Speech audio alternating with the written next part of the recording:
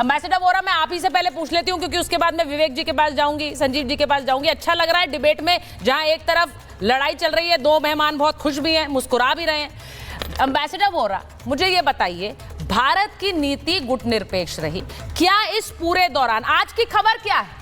आज की खबर यह है कि सीज फायर हुआ है, भारत का बाजार उछला है, भारत का बाजार उछल गया है और भारत में तेल के जो दाम है वो स्थिर रहे हैं। ये क्या भारत के लिए फायदा नहीं है? भारत जब बार बार कहता है, दोनों राष्ट्रीय अध्यक्षों से बात करके कहता है कि इस युद्ध को खत्म कीजिए, डी एस्केलेट कीजिए, तो भारत उसमें डायलॉग की भी बात करता है और भारत अपना हित देखता है। देखिए ना हुआ क्या है, सीज फायर हुआ है, भारत का बाजार कहां पहुंच गया? Ambassador Vora. Thank you very much ma'am. जब भी आपके साथ होता हूँ आपके प्रोग्राम में मुझे बहुत अच्छा लगता है, बहुत कुछ सीखता हूँ आपसे और आपके मेहमानों से। मुझे 52 साल हो गए हैं डिप्लोमेसी में और ये मैं साफ दिल से कह सकता हूँ मैम कि आज जो भारत की कूटनीति है, डिप्लोमेटिक स्किल जो हमारी है, जो हम चाणक्य नीति अपनाते हैं, वो पहले मैंने नहीं देखी है मैम। 74 साल की मेरी उम्र है। आज हम लोग स्ट्रेटेजिक ऑटोनॉमी टोटली प्रैक्टिस करते हैं। इसके साथ उसके साथ ये हम अपना हित देखते हैं।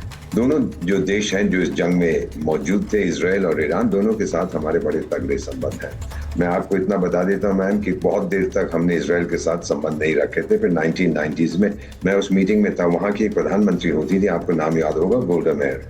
हम लोग मीटिंग में उनसे गए थे, हमने कहा कि हम आपके साथ रिश्ते बनाना चाहते थे मजबूत, तो वो बोली हम तो आपका इंतजार कर रहे थे पर आप आए नहीं। उसके बाद हमारे मजबूत रिश्ते बनते गए इजराइल के साथ। आज आपको मालूम है डिफेंस मामलों में, एग्रीकल्चर में, स्पेस में, मेडिसिन में बहुत करीब के हमारे रिश्ते हैं इजराइल के साथ। कई एरियाज हैं जिनमें उनकी टेक्नोलॉजी हमारे काम की है। ईरान के साथ जो हमारे रिश्ते हैं मैम, ये सांस्कृतिक रिश्ते तो बहुत अच्छी चीज है दिल को बहलाने के लिए। We look at here and now.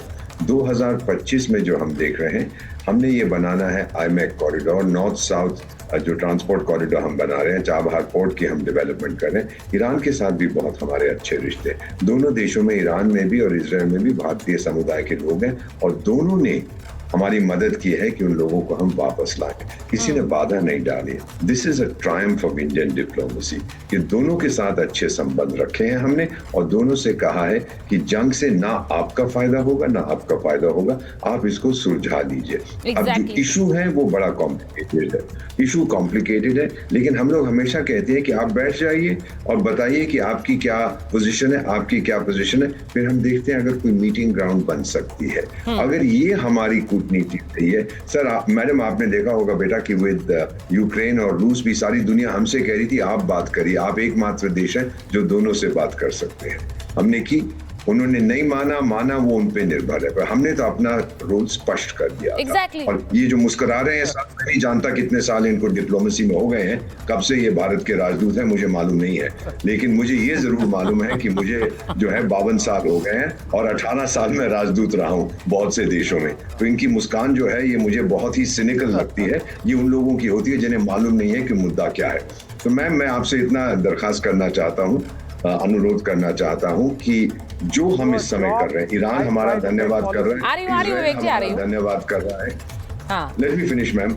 Israel हमारा धन्यवाद कर रहा है, ईरान हमारा धन्यवाद कर रहा है। यही साबित करता है कि वी हैव बीन सक्सेसफुल। इससे ज्यादा मैं क्या कह सकता हूं। अच्छा भाई, अब बता दीजिए विवेक जी, डिप्लोमेसी में कितने साल हो गए आपको? Good for nothing foreign policy. वो कह रहे हैं फॉरेन पॉलिसी, डिप्लोमेसी में कितने साल हो गए आपको? डिप्लोमेसी क्या? आप जो हंस रहे हैं, सवाल उठा रहे हैं, नहीं विवेक जी का सवाल उठाने में अनुभव बहुत लंबा है। बिल्कुल, डिप्लोमेसी में नहीं है लेकिन सवाल उठाने में तो है। नहीं विवेक जी सवाल उठाने में सरकारें रही है ना 70 साल सेकुलर पार्टियों की।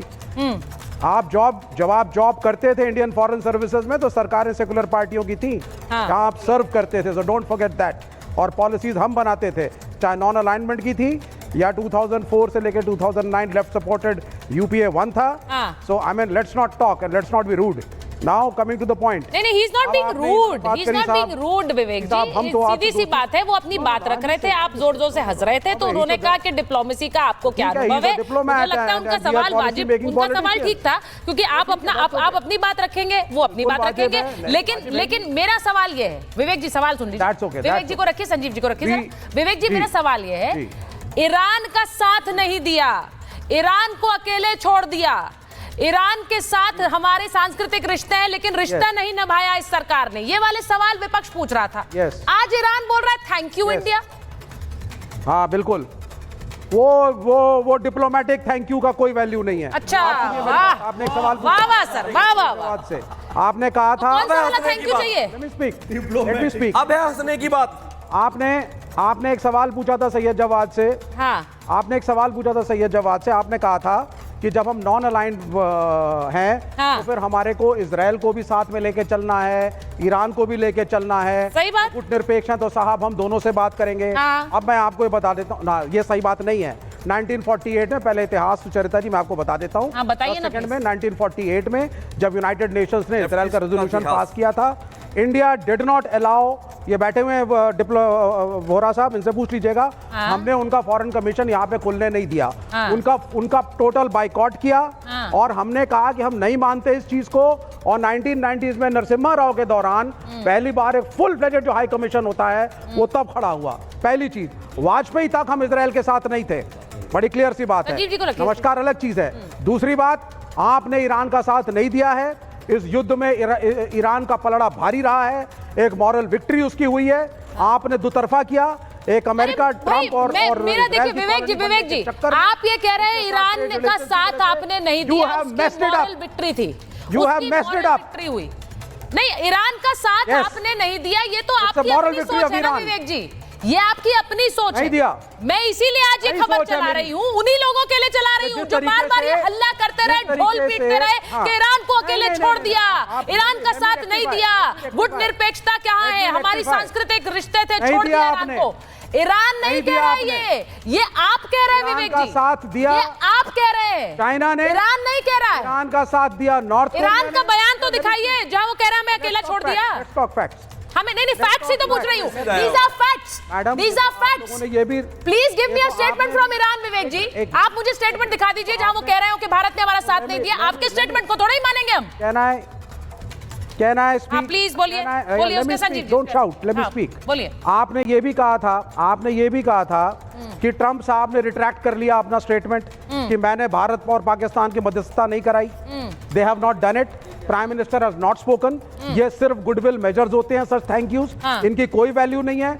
चाइना ने 2 कंटेनर सप्लाई किए ईरान को, नॉर्थ कोरिया साथ खड़ा हो गया उसके, बहुत से मुल्क खड़े हुए। गुडविल मेजर है, किसी के साथ नहीं था, बहुत बड़े शांति ये डिप्लोमेटिक थैंक यू है कह रहे हैं विवेक श्रीवास्तव, डिप्लोमेटिक थैंक यू। बोलिए संजीव जी। 2-3 शब्द बहुत ही ऐसे लोगों के लिए बने हुए हैं, थैंकलेस। कुछ लोग थैंकलेस होते हैं। तो मैं ये नहीं कह रहा विवेक श्रीवास्तव जिस पार्टी से बिलोंग करते हैं या जिस स्कूल ऑफ थॉट से आते हैं वो थैंकलेस हैं, पर ईरान तो कम से कम थैंकलेस नहीं है, जिसने आगे बढ़ के, जब मोदी जी के 2 रूप नजर आते हैं मुझे लगता है, जब 22 मिनट का वो अटैक होता है जिसमें कि उनकी भाषा निडर के आती है, याचना नहीं अब रण होगा, संघर्ष बड़ा भीषण होगा।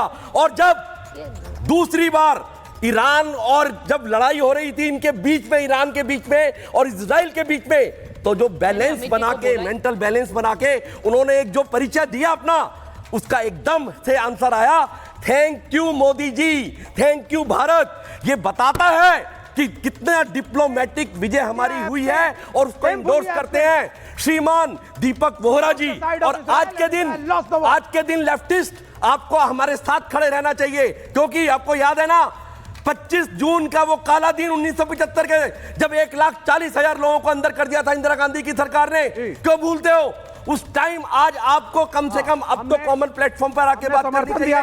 क्या हालत की थी इंदिरा गांधी ने, सिर्फ अपने अहम को पौष्टिक करने के लिए क्या किया था इंदिरा गांधी ने, ध्यान है ना आपको? और आज आप वही काम कर रहे हैं। राजनारायण ने जब 6 साल के लिए उनको प्रतिबंधित कर दिया था तो उन्होंने इमरजेंसी लगा दी थी। बहुत सारे नेताओं को थैंकलेस नहीं हो सकते।